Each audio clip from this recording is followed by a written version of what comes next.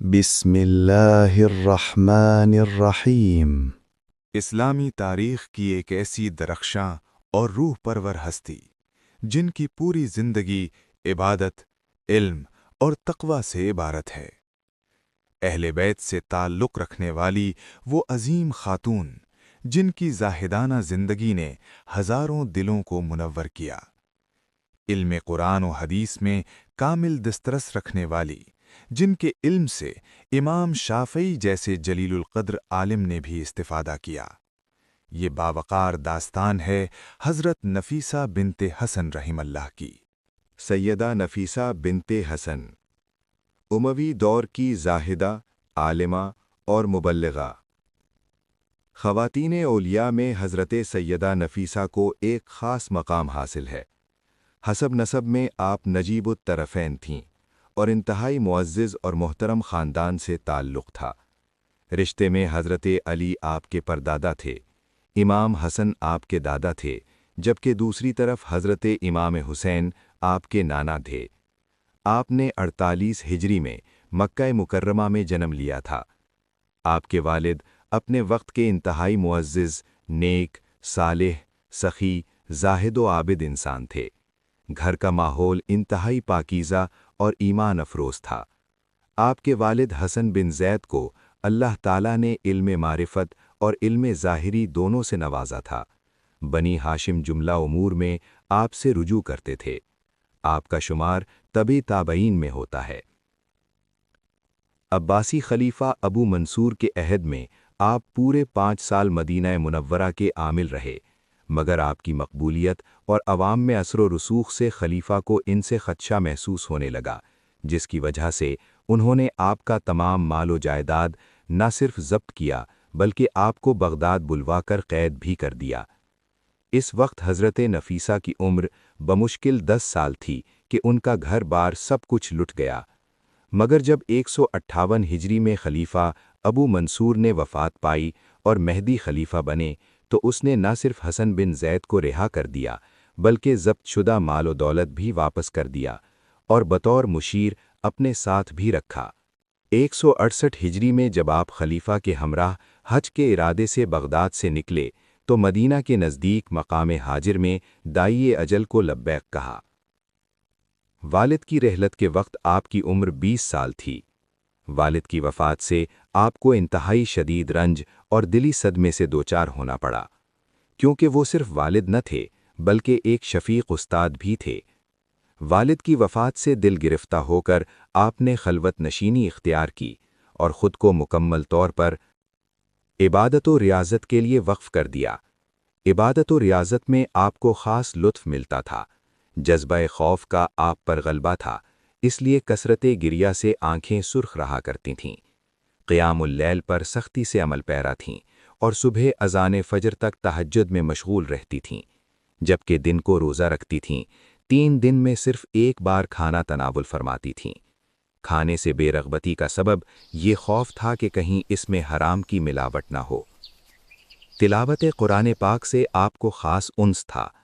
اس قدر پابندی اور کثرت سے تلاوت کیا کرتی تھیں کہ حافظہ قرآن بن گئیں۔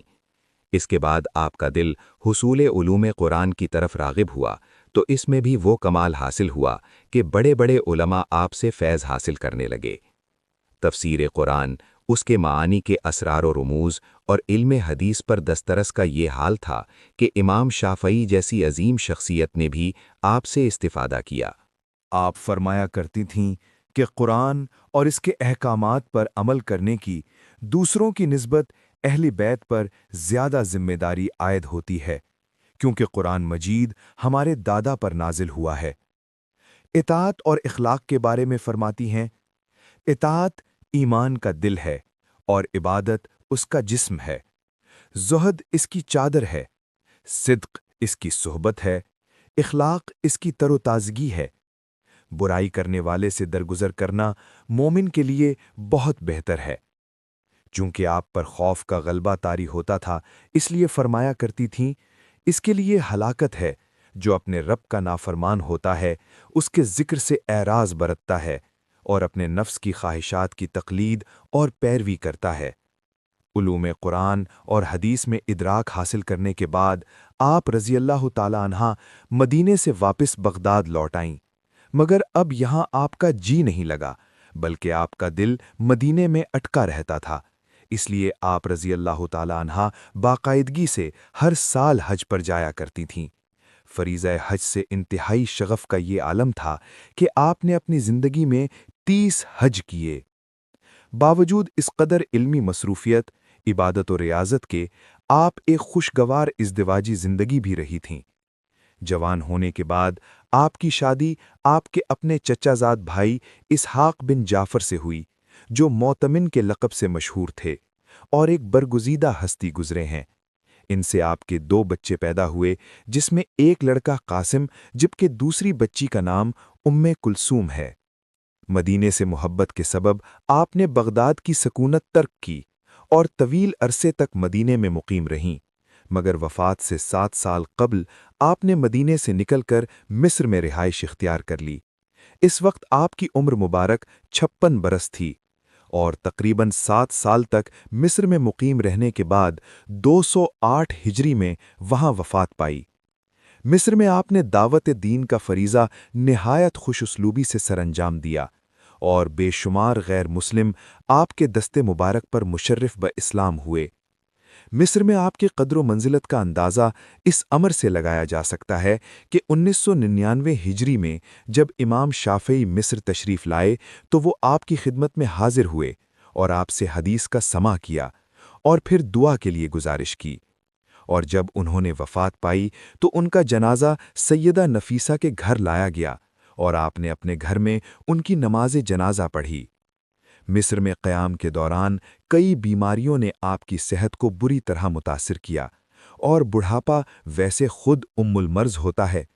جب آپ کی بیماری نے زور پکڑا تو آپ نے اپنے شوہر کو اطلاع دی، جو اس وقت مدینے میں تھے۔ خود آپ کو بھی اندازہ ہو چکا تھا کہ اب دم واپسی ہے۔ حضرت نفیسہ نے ماہ رمضان المبارک میں داعی اجل کو لبیک کہا۔ جب آپ کی حالت خراب ہوئی اور آخری وقت قریب آیا تو عزیزوں رشتہ داروں نے زور دیا کہ آپ روزہ افطار کر لیں، لیکن آپ مسلسل انکار کرتی رہیں۔ جب لوگوں کا اصرار بڑھا تو آپ نے کہا، تعجب ہے، میں گزشتہ 30 سالوں سے روزہ رکھ کر اللہ تعالیٰ سے دعا مانگتی رہی ہوں کہ اے اللہ میری موت روزے کی حالت میں ہو، اور جب ان کا بلاوا آ رہا ہے تو تم لوگ کہتے ہو کہ روزہ کھولوں۔ اس کے ساتھ آپ نے تلاوت قرآن پاک شروع کی اور آپ کی روح قفس انصری سے پرواز کر گئی۔ آپ کی جدائی کا دن اہل مصر کے لیے بہت بھاری تھا۔ ہر گھر میں صف ماتم بچھی ہوئی نظر آ رہی تھی۔ آپ کے شوہر نے چاہا کہ آپ کی میت کو لے جا کر جنت البقیع میں دفنا دے، مگر اہل مصر نے آپ کے شوہر سے کہا کہ تم جو کچھ چاہتے ہو، جس قدر مال و زر درکار ہو، تم کہو، ہم دینے کو تیار ہیں، مگر سیدہ کو یہاں مصر میں مدفون ہونے دو۔ مگر وہ متردد تھے کہ ان کی آنکھ لگی اور رسول اکرم صلی اللہ علیہ وسلم خواب میں نظر آئے اور ارشاد فرمایا کہ اہل مصر سے کوئی چیز نہ لیتا اور نفیسہ کو مصر ہی میں دفنا دینا، جس کی وجہ سے آپ نے حامی بھر لی۔ آپ کی نماز جنازہ پر اتنا جم غفیر تھا کہ اس کی مثال نہیں ملتی۔ آپ کی تاریخ وفات کے بارے میں کہا جاتا ہے کہ آپ نے امام شافعی کی رحلت کے 4 سال بعد وفات پائی۔ اسلام کی ان بہادر، نیک دل اور باوقار خواتین اور عظیم صحابیات کے حالات زندگی جاننے کے لیے اس ویڈیو کو لائک کریں اور ہمارے چینل کو سبسکرائب کریں، اور ہاں، اس ویڈیو کو آگے شیئر کرنا نہ بھولیں تاکہ یہ آپ کے لیے بھی اور ہمارے لیے بھی صدقہ جاریہ بنتی رہے۔ تو چلتے ہیں، اگلی ویڈیو میں دوبارہ ملاقات ہوگی۔ تب تک کے لیے اللہ حافظ۔